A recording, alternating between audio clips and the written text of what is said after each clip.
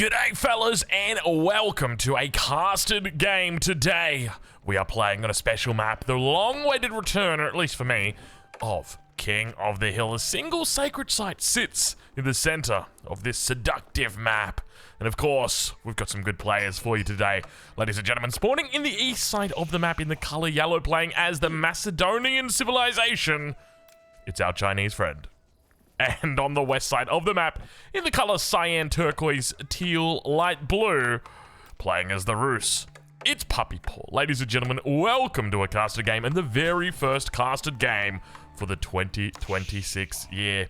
What kind of year is it going to be? Well, it's going to be a good year for casted games, that is for sure. If you're looking forward to casted games, make sure you go ahead and hit that like button, because there's going to be plenty more in this year, that is for sure. Hunting cabins looking pretty good here so far for Puppypaw. And take a look at the positioning. Oh, Lord, look what he's doing. 3 hunting cabins. And I suspect there might be a 4th one that's coming up. Villager going to come out here. A little bit of idle time here. Interestingly, I suspect when you actually build the hunting cabin, you'll be able to hand in those resources, because the hunting cabin's technically a drop-off point, right? So this is not necessarily idle time.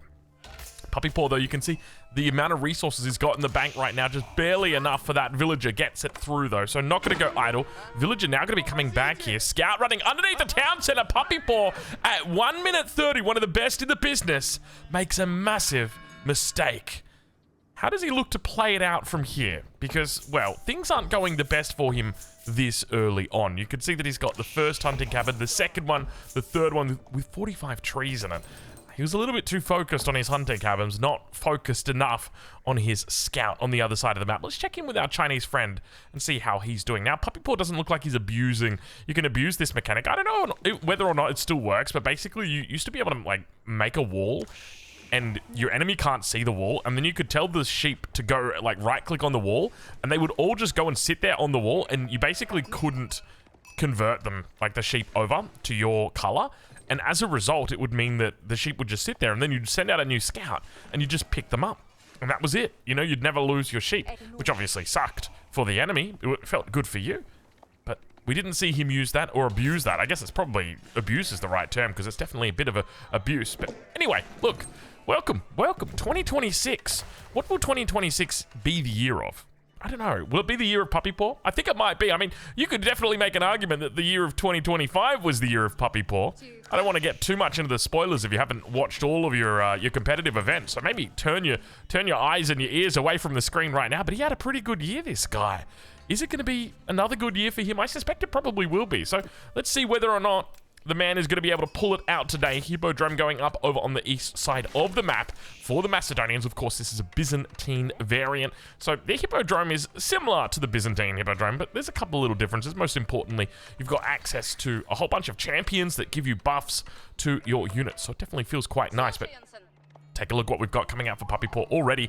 A lot of gold in the bank here for him. The classic 0 villagers on gold age up. He's gathered up a little bit out here. We saw 20 gold coming off this one, 10 gold coming off this. So he knows his rough timings. And 331, he's going to put the golden gate down now. So how does he look to play this out? Look, at the end of the day, I don't think you can ignore this bad boy in the middle. This sacred site in the center is so significant, so crucial to this map. And being able to secure it early on and try and go for that sacred victory is massive, because it can force your enemy not only to fight an uphill battle quite figuratively, but literally as well. And it's always difficult fighting up those hills. So expect Puppypaw to be looking to try and take that. Of course, look out for our Chinese friend on the other side to be potentially paying attention to that as well. Age up about to come through now for him. Hippodrome. Are we going to see professional scouts? Probably not. I don't think we'd see professional scouts here, but you never know. You never know how we're going to go. I think we might see it on the side of Puppypaw, though. I was going to say, though I don't know whether or not he's going to need it. He's definitely not going to need it, not with positioning like this. I guess he could always look to potentially pull this in, but even then, it's probably just a waste of resources on a map like this. But we'll have to see how he plays. Now, one of the other things to note is that this is a much smaller map than other maps, primarily because, well, technically, it is the same size as every other map, except for the fact that it's got this ring of trees around the outside, which means that everything is squished in a little bit further. The actual playing area is much smaller. And it might not seem like it makes much of a difference, but I assure, oh no, don't say it. Not twice in the same game. Puppypaw, you can't be doing it like that. That's a second scout Puppypaw has lost right here. That is absurd. That is absurd. You know what it is? No, I was going to say, you know what it is? It's probably this right here, where he's trying to get around this and he can't. Like, it's probably giving him the wrong angle or something. But no, it's not even that. I'm almost 100% certain you can get through there. I'm 110% certain. And you should never be 110% certain on anything. I mean, is there anything in life that you can be 110% certain on? I mean, technically you can't. You can't go more than 100%. But hypothetically, if you could, maybe like the sun rising tomorrow. I don't know. What was that? There was a good TV show. Oh, the 3 Body Problem. Oh my lord, 3 Body Problem. I can't wait for season 2 of that. Actually, did it get renewed for season 2? That is a great TV show. If you haven't watched it already, go watch the 3 Body Problem. And if you haven't read the books, well, look, I haven't either, but I've read the Wikipedia page for the books. Go read the books as well if you're into them. 3 Body Problem. Oh my lord, what an interesting concept, and definitely, well, there's some parallels. A little bit of predictive programming for you guys. Anyway, what do we got going on over on this east side? On this east side, we've got some siege engineering coming in. This is a really early siege engineering coming through here for our Chinese friend. What is the play here? So, obviously looking to put pressure with the early Varangian guards. We can see the Kairos, it's going to be expensive at early stages, but he's looking to put pressure on underneath the TC. This is one of the earliest siege engineerings I think I've ever seen. What's the mindset behind this? I mean, obviously, when it comes to siege engineering, right? Like, you're still paying the OG amount. It's not like you're just getting it for free from the silver. So, this is a bit puzzling to me, but he's going to try and come around the backside of the base. Maybe he's aware of the fact that Puppypaw is going to be on the woodlines with the hunting cabins and just wants to take them down, which is a pretty smart move. Let's check in with Puppypaw, though, and see how he's doing. As it looks like at this stage, as the age up does... That wasn't an age up. What was that? What was that sound? That was the sound of a champion coming out. I was gonna say as the age up comes through, I'm like 7 minutes. That ain't an age up coming in. I don't like them using the same sounds for like age ups with champions and stuff like that, or kings and monarchs having the same sound. Don't even get me started. Anyway, what do we got for the upgrades? Double broad axe wheelbarrow coming through for Puppypaw. So playing it relatively standard. What does Puppypaw realistically see here? He sees the scouts at the back. Doesn't see much more than that. Stables come out. Knight's now online as well. Archery range coming in for him as well. Kairos, is it up in this fog of war? No, it's not. It's over towards the east side. And it's going to be Varangian guards to open with. Keep that in mind. So it's not going to be an effective counter, at least initially, to those knights that are out. More hunting cabins going to continue coming up for Puppypaw. Puppypaw really looking to play the no gold strategy. And I think he can definitely get away with doing it, especially having the Golden Gate to support that. You can see him right here. It looks like he's done a little bit of purchasing, a little bit of exchanging the tickets. More units making their way out. Well, kind of making their way out. They're a little bit stalled for time at the moment, so you'll have to excuse them. Down towards the south, it's going to be the boar that goes down. Does Puppypaw, he stays alive. He keeps all the villagers alive there. Impressive that he managed to keep that last villager alive. Normally, for me, that first villager always goes down. You have to micro it, otherwise you're in trouble. Is that what he did? And we just missed it? Maybe that's what we did? Or maybe this was the first one that took the damage, and then he's just been able to kill it with all the others in time. Perhaps that's what's happened, but Kairos, pressure, on Puppypaw. Early on in this game. We've got some big sirens coming out. More Varangian guards coming through. Puppypaw looking to draw any reinforcements and spot them out. There he goes now, spotting out that first Varangian guard. So naturally, I think our Chinese friend's probably going to look to retreat, regroup back underneath the town center, and just wait, because unfortunately, that Varangian guard will be going down. You can see a fair bit of damage done to the knight, but definitely not a decent enough amount. Not enough to make it competitive. But now pushing forward, Kairos, heading down towards the south side. Quite a few villagers down here as well. He's got 8 on these deer. Keep that in mind, as well as the 8 that are down towards this boar. So this could be very troublesome here for Puppypaw. Varangian guards, together with the champion horseman and the champion scout. Well, actually, no, that's just a normal scout. It's not a champion scout. Not quite a champion scout just yet. More Varangian guards coming through. Now, when it comes to entryways onto this south side, there's no real way to get down here other than through the main base or coming through around the outside, the classic way. And look at the amount of damage that's coming in on those villagers. They're all just trickling it in. Puppypaw struggling early with this attack, and one of the quickest siege engineerings I think I've ever seen in a game. Realistically, you rarely see people go for it. Like, if you're going to go for a whole bunch of archers, you pick up your +1s before you pick up your siege engineerings. We don't even see English players go for siege this early. But Kairosophon has gone down. I don't know exactly where it went, but I suspect it may have gone down to the wooden fortress, potentially. The villagers inside it are potent, potentially powerful. More Varangi guards together with the Adgurmita coming through now as well. Unfortunately, the Kairosophon did go down, so just, I guess, a little bit of a misplay on positioning. But now, the wooden fortress will go down. A second one going to be put up over near the berries. Immediately, we see those Varangian Guard moving towards that position. Has +1 come through? Yes, it has. He's picked up the armor. Now looking to pick up the +2 armor as well. There's more villagers down here to the south because he realized he doesn't actually see the boar, at least on the map. You'd be able to see it on the mini-map. You just wouldn't be able to see it on the actual map. And that should be a trigger in your head that, hey, there's an enemy down here. Now, Puppypaw's done a good job at the moment that he hasn't lost that many workers. He's only lost the 2 so far. Varangian Guard doing a good job of cleaning up for the moment. Keep in mind, Puppypaw still 0 villagers on gold, despite the 250 gold per minute. That's all going to be coming through from the hunting cabins. He's got quite an army that's starting to build now. Puppypaw continuing to retreat back towards that main town center. Blacksmith going to be thrown down as well as the +2 it now comes through for the Varangian Guards. Keep in mind, they've also got the runestone. I was going to say they've also got the tombstone, but at this stage, it kind of looks like Puppypaw's the guy with the tombstone. I'll be real with you. More champions now coming out. There's the champion Radari coming out from the Hippodrome. So a very strong unit, something that you need to be very cautious playing around. Villagers get spotted out. Horsemen forced back away from it. And now up towards that top side. Varangian Guards. Still quite a lot of health for them. They're going to pick up that extra movement speed from the champion. Still got that runestone in the back pocket. If he needs to pop it down, expect him to drop that bad boy as soon as he needs to. Needs to be cautious about approaching the town center. He's going to take a lot of damage under here. Seven units now inside the TC. An archer down towards the south, and still we've got these villagers down here. A champion has fallen. Unfortunately, the champion has fallen. It's okay. It'll be easily rebuilt, easily replaced. I guess it's easier said than done, though. And now Puppypaw, I mean, he's doing a decent job of getting himself back into the game. But the trouble that he's got is the tempo that's coming out from the Macedonians right now is scary.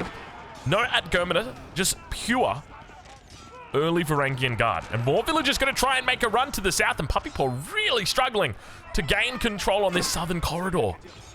More Varangian Guards looking to swoop in, get some good damage in on the night. How many tickets we sitting at? Still only the 1 ticket for the moment, so he's definitely using the Golden Gate well. More upgrades on the way for our Macedonian player. It's going to be survival techniques and wheelbarrow together at the same time. There's the runestone now thrown down. Villagers going to be pulled back away from this. No textiles upgrade just yet for Puppypaw, but he's managed to clean up this mess. It's taken a while. It's taken a long time. He's been absolutely refusing to take the berries here. Says, no, give me the deer. I'm here for the deers. It's the New Year's celebration. You got to get on the deers. Oh, that's a classic. I tell you what, that takes me back. I don't know if you guys remember Hut. He's a fellow Australian as well. We had it was back in the days of COVID, I remember, and we had a premier, which is like the guy that kind of like leads your state, kind of like a governor basically. And there was a press conference for COVID, and somebody asked him about when are they going to open back up, and he just kind of like went off into his own little world. He's like, oh well, we all want to get back on the beers, don't we? It was so good. It was so good, and naturally a meme was bred from that, where it was get on the beers, and then he wanted to get on the deers. He loved playing the Roos as well. I miss him. I tell you what. I hope he's doing well. It's been a while since I've chatted with him, but we got ourselves some fish out of water, I guess you could call it right now. Villagers on the wrong side of the map. Outpost going to be coming down. He's looking to actually deny this hunt here. Across from the Chinese opponent. Villager count really starting to look a little bit sour here for Puppypaw. He's down 9 villagers in this game, which is definitely a bit of a struggle. Archers have got their +1 attack through, which is going to give them a little bit more of a cut through this armor, but the wall does eventually come up. Almost certainly going to be 2 dead Vills down here unless you get a little gate down to the bottom side. Vills now going to try and wall this in, and yeah, there's no chance for a gate. Fortunately, both of those villagers do go down. So the Macedonian Dynasty going to be slowly evening up the score, or rather Puppypaw going to be slowly evening up the score. And take a look at what we've got here along the top side.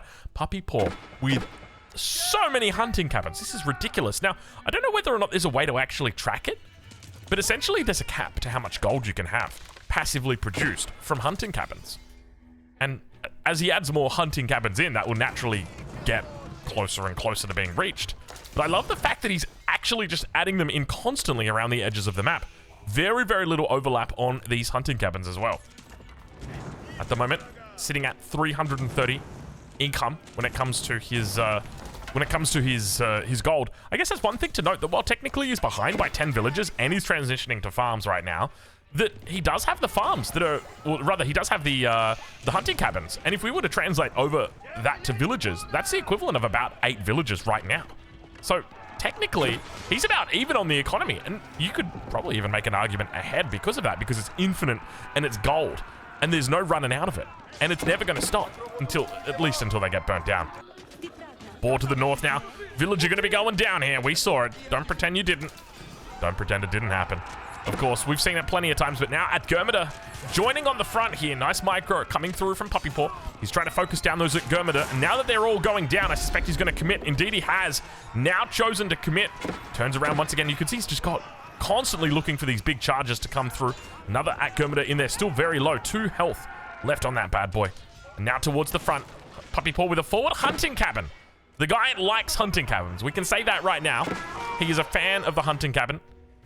It's interesting that there's no limit on them. That you can literally... Well, I guess there can't be a limit on them, right? Because you need it as a food drop-off building. Otherwise, what are you going to do? Now, underneath the wooden fortress, Puppypaw on the defense. Arrow slits not yet through. Meanwhile, back over towards that east side. Look at the villagers. Villagers just don't care. He's got the double wooden fortress here, both with the arrow slits, denies the hunt. And now, we also see Puppypaw potentially heading behind enemy lines. Meanwhile, to the south of the base, the Varangian Guard continue their siege. They've got all their feudal age upgrades at this stage. And now the Macedonians need to start asking that question. Is it time to make another unit? Maybe. Is it time to go into the castle age? Maybe. It's definitely not time for a second TC. We know that much. On a map like this is not the kind of map that you want to go second TC. The main reason why you don't want to go second TC here is if you do go second TC, it's going to take a long time to pay off. And by the time it has paid off, your enemy's already taken the sacred site and they've positioned themselves with keeps and Spasskayas and all that good stuff. And you really need to be cautious about that. So I think playing at least opening with 1 TC definitely makes a lot of sense on a map that is this small, especially with a single sacred site in the center. Puppypaw with this hunt towards the north of his base, still available, by the way. And I love the fact that he's so aggressive, denying this hunt from his opponent, despite the fact he's still got that existing hunt behind the lines, or behind the scenes. It's probably the better way to say it. Lance are going to be chased away. Anyone having a look towards that castle age? It looks like Puppypaw may be having a bit of a go. Phil's going to drop off. Kairos now moving forward, and Puppypaw thinks he's found a little bit of a window here. Very, very close now to that gold number. How are we doing on tickets? He's doing a wonderful job with his tickets, not stocking them up. Another forward outpost coming through. Puppypaw really being very annoying. I will say that right now. I am annoyed with Puppypaw's style, mainly for our Chinese friend. It's not me casting it that I don't like it. It's that if I was playing against this right now, I would be so annoyed. These annoying outposts constantly being pushed up on you. They feel so difficult to deal with. But the Macedonians continue pushing towards Puppypaw. A good number of units here with the Varangians, but I suspect he's just going to continue being kited. He's obviously got that infantry speed boost that's coming through here. 1.65 movement speed on the charge. But Puppypaw, of course, doing a wonderful job with the kiting. Varangians finally making a connection here. You can see just how much they're struggling. I've said it before, and I'll say it again. I really feel like horsemen in this mix just makes things so much easier. If you've had horsemen stabbing this whole time, this archer number is very, very low, but Puppypaw, deciding against the castle age, has now put 5 lancers, or 5 knights in queue. Varangian's going to be all following a single knight away from the fight. Puppypaw with the beautiful micro, just splitting up that army. We've seen it constantly throughout this game, and now that runestone has gone down underneath the town center. Once again, Puppypaw lures him. Only the single villager inside it for the moment, so not a huge amount of damage that's come through. And just the +1 ranged attack. We don't see any other upgrades when it comes to the blacksmith. Puppypaw doing a good job of continuing to work down these units, but the numbers still looking good for our Macedonian player. Reinforcements are on the way. Puppypaw could be in a little bit of trouble here as Vills start to go down. He's taken out 17 already in this game, and that number's going to continue to climb. Look at the health on these villagers. That's 18. That's 19. That's 20. He's picking up a lot. Puppypaw, he knows he's taking a lot of heavy eco damage in the back of the base here. 20 minutes into this game, Puppypaw has lost 24 workers, which is massive. But I think there's been a little bit of a swing in tempo, at least at this stage. Gosh, have a look at that villager count. Puppypaw, he is down and out right now. That is for sure. How does he pull himself back into this game? Do you go for a second TC? I don't think you can. I don't think you can. I think you've got to you got to try and hit a big raid, I think, is the play. I mean, you could try and out-micro the enemy. You could go all in right now, I guess would be an option for you, and it kind of looks like he might be doing that. We see him with a lot of units in queue. He's going to do his best to try and hold for the moment. Horsemen forced back. Farms continuing to be added in. He's obviously got lots of woods and lots of wood lines, so it's not like he's got any shortage of wood to worry about. Knight goes down on the front. Harusafont going to be chased away. Still got these hunting cabins that he's working towards at the top. Jeez. I like the addition of the little farm. And yeah, look at the knight number. This is kind of scary. If I'm playing as the Macedonians right now, I'm not fighting this. This is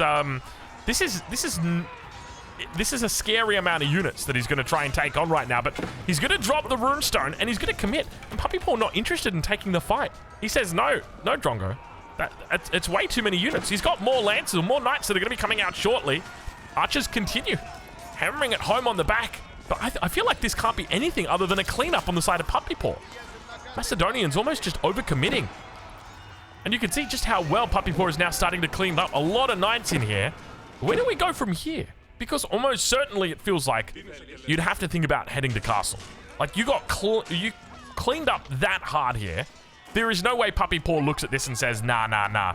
We're going further. I guess you got to remember he's also been hit pretty hard in the economy, so maybe he is actually thinking, you know what, I need to put the pedal to the metal here. I need to hit the tempo. And it looks like he might be doing that as he throws another knight in queue now. Macro is looking very good for him. At the same time, on the Macedonian side, Macro is quite good, but look at that villager count. Almost a 2-to-1 difference between these two players. But of course, Puppypaw, he's got those hunting cabins that continue to provide that gold for him. He's got 0 villagers. Actually, I take it back. He's got 6 villagers on gold. He's taken 1,000 out of this gold vein. Big farm transition behind it as well, which is honestly not a bad thing. It's a good thing. If you're able to get that slow transition into farms up, it definitely feels good because the Macedonians are going to have to do it eventually. And when they do it, it's going to cost them quite a lot of resources to do it. But now Puppypaw on the south side of the map. I feel like this is GG at this point. Like, you can't stop this. There's no way that you can stop this, realistically. How do you stop this constant... And this has always been the problem. This has always been the trouble with Knight. Oh, I love it. Oh, he steals away the deer from... look at how many vills there are here. There's 27 villagers. That's not including the 10 that are inside the outpost. He didn't actually get the security of the palisade wall completely up here. You can see, you know, we were just talking about this very factor. You know, the fact that Puppypaw is completely transitioning over to farms now.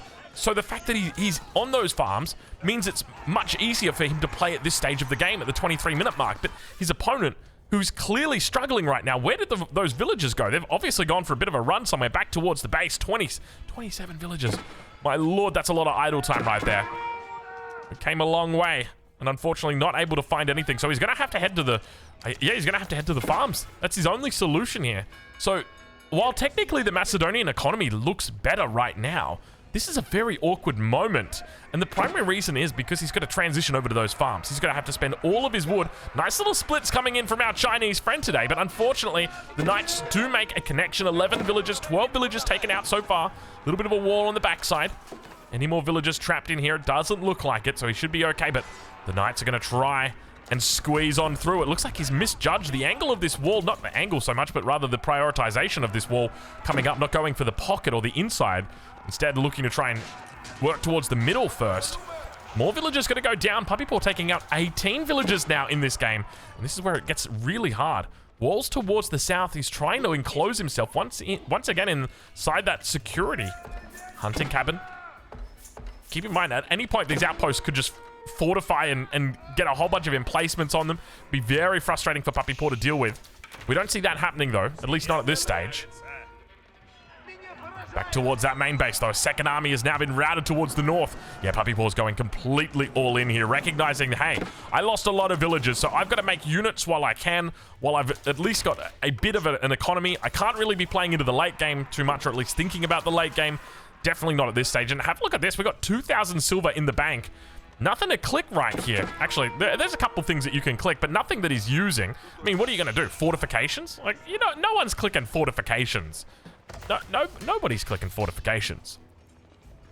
Iron I guess you could go Iron Fit. No, you can't even do that. Scale Barding, can't go there. So you've got every relevant upgrade. And I think that's quite interesting, you know? It's one of those things where it's like, is there really much point in playing full Varangian Guard when At-Gurmada is so important?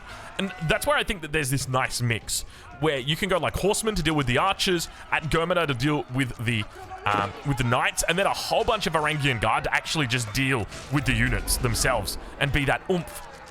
But now underneath the town center, tables have turned, 15 villagers inside, and Puppypaw begins to work that villager count down. He's at 26 versus 29 on the worker kill count. Trying to finish off his opponent. I tell you what, coming in here at like the 10-minute mark, there's no way you'd think Puppypaw would win this game. Villagers, the number was disgusting how many he had lost.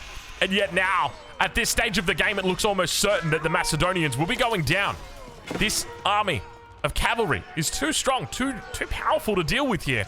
And that is it, ladies and gentlemen. The first game of 2026 goes over to Puppypaw. I suspect there's going to be quite a few more that go his way as well. If you've enjoyed this game, make sure you leave a like down below. It was a quick little feudal game. I say quick, 27 minutes. Make sure you go check out Puppypaw as well. Link in the description, and we'll catch you in the next one.